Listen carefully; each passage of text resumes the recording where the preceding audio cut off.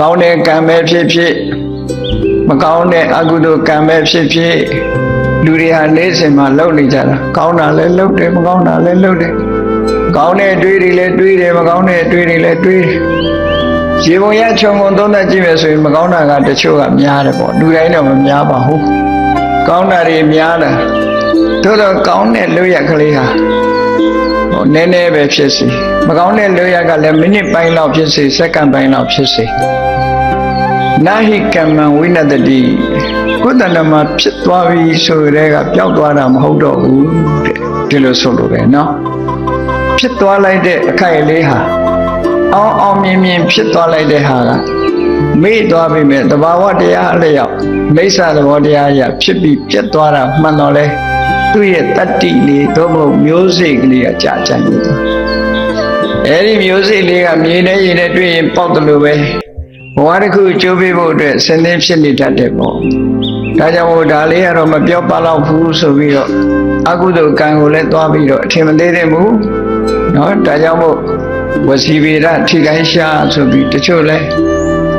ဘာမဟုတ်တာလေးနဲ့နေမယ်ဒီအပြောဆိုမတတ်စိတ်နေသဘောထားမတတ်တဲ့အတွက်ကြောင့်သွားပြီးတော့ကဲရဲ့ရှုပ်ချမိသွားရင်အဲ့ဒါတစ်သလုံးဒုက္ခရောက်ပြီးဘဝတန်တရားကြည့်လေခောစုတရာလောင်းကြည့်ပိစိကဗုဒ္ဓအိမ်ကြွလာတဲ့ပိစိကဗုဒ္ဓတပါးကခါလေးကုန်းနေတာဘာရဲ့လို့မဟုတ်ဘူးအပျော်လောက်တာတို့ရဲ့ပိစိကဗုဒ္ဓကဒီလိုလေးကြွတယ်ဆိုပြီးတော့ရွှေခွက်ကလေးပွေ့ပြီးတော့ခါလေးကုန်းပြီးရည်စရာလောက်တာကကုန်းမကြီးဖြစ်နေနော်တကယ်ကတော့အဲ့ဒါမျိုးလေးကစပြီးတော့အတော်ကြောက်စရာကောင်းတယ်လို့အကုသိုလ်ကံဩဃတေနသထေသာဇလန်းကိုကြည့်လိုက်အောင်မယ်ဆိုရင်သူဇနီးတွေကဗာပြောလိုက်တော့သူတို့ဆူတောင်းတဲ့အခါလှူဒန်းပြီးဆူတောင်းတဲ့အခါဟိုအရှင်မြတ်ကသူတို့ဆူတောင်းပြီးမှကိုတိလို့ပြုံးလိုက်တာကိုသူကဘာမှတ်ချက်ပေးတော့ပြုံးတယ်ဆိုတာသူကသူပြုံးတာနေပါစေပေါ့မဟုတ်ဘူးတို့အရှင်ကနော်ခုခေတ်လိုပြောရင်တော့အနုပညာသမားထမရဲ့လို့ပြောတယ်ပေါ့နော်တို့အရှင်ကဒီသတ္တမနဲ့တူပါတယ်လို့ပြောလိုက်တာဟိုယောက်ျားလို့တဲ့ဘုရားလည်းသူဇနီးပြောတဲ့အတိုင်းအေးဟုတ်မှာပေါ့ကွာဒါနဲ့ပဲသူတို့ဇက်ကစားရတဲ့ဘဝမျိုးတွေရောက်သွားတယ်နော်အဲ့ဒါတကယ်စဉ်းစားကြည့်မယ်ဆိုရင်ဘာမှဖြစ်လောက်တာမဟုတ်ဘူးလို့ပြောရဘာမှဖြစ်လောက်တဲ့မဟုတ်တဲ့ကံလေးကလည်းကျိုးပေးရတယ်ဆိုတာအဲ့ဒါကိုပြောတာနာဟိကမ္မံဝိနတတိတဲ့ကုသိုလ်ကံပဲဖြစ်ဖြစ်အကုသိုလ်ကံပဲဖြစ်ဖြစ်ကိုလုံးမိတဲ့ကိုယ့်ရဲ့စိတ်ထဲမှာဖြစ်သွားတဲ့အရာလေးဟာအကုသိုလ်ကံဆိုရင်အမဲဆက်ကလေးပေါ့ကုသိုလ်ကံဆိုလို့ရှိရင်တော့အဖြူကလေးပေါ့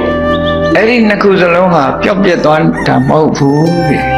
မျိုးစိတ်ကလေးတွေဖြစ်သွားပြီတနေ့တစ်ချိန်ကျအခွင့်သာလို့ရှိရင်အပင်ပေါက်လာမှာပဲ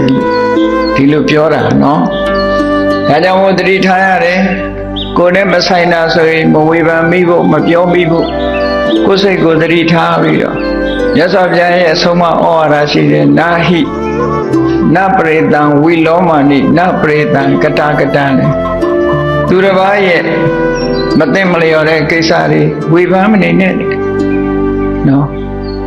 နပရိတံဝိလောမာနိဆိုမလျော်ညီတဲ့ကိစ္စတွေမဝေဖန်နဲ့ဟောကတာကတံလောက်တာမလောက်တာတွေတော့ဝေဖန်မနေနဲ့ဒီလိုဆိုလို့ရတယ်နော်ဝေဖန်ပြီးပြောလိုက်မယ်ဆိုရင်ကိုယ်မှအကုသိုလ်ဖြစ်သွားနိုင်တယ်လို့ဒီလိုဆိုနပရိတံဝိလောမာနိနပရိတံကတာကတံအတ္တနောဝအဝိခေယကိုယ့်ကိုယ်ပဲချီလူတွေကသူများဝေဖန်လိုက်တယ်ဆိုရင်သူများဝေဖန်တဲ့စိတ်ကိုတော့ကောင်းတဲ့စိတ်လို့သွားထင်နေတာအဲ့ဒါကမကောင်းတဲ့စိတ်ဖြစ်သွားဒါလေးကိုသတိထားဖို့လိုတယ်နော်အကုသိုလ်ဆိုတာလွယ်လွယ်လေးနဲ့ဖြစ်တယ်ကြည့်မချီးမွမ်းတဲ့လူကိုချီးမွမ်းရင်လည်းအကုသိုလ်ချီးမွမ်းတဲ့လူကိုကဲ့ရဲ့ရင်လည်းအကုသိုလ်ပဲဒီနှစ်ခုကမြတ်စွာဘုရားဟောထားတဲ့ဒေသနာတော်တွေထဲမှာရှိတဲ့ကောကလေးကတော့အလွန်တတိထားရမယ့်ကိစ္စတွေပေါ့မချီးမွမ်းတဲ့လူသွားချီးမွမ်းရင်လည်းအကုသိုလ်ဖြစ်တယ်ချီးမွမ်းတဲ့လူကိုသွားကဲ့ရဲ့ပြီးရင်လည်းအကုသိုလ်ဖြစ်တယ်လို့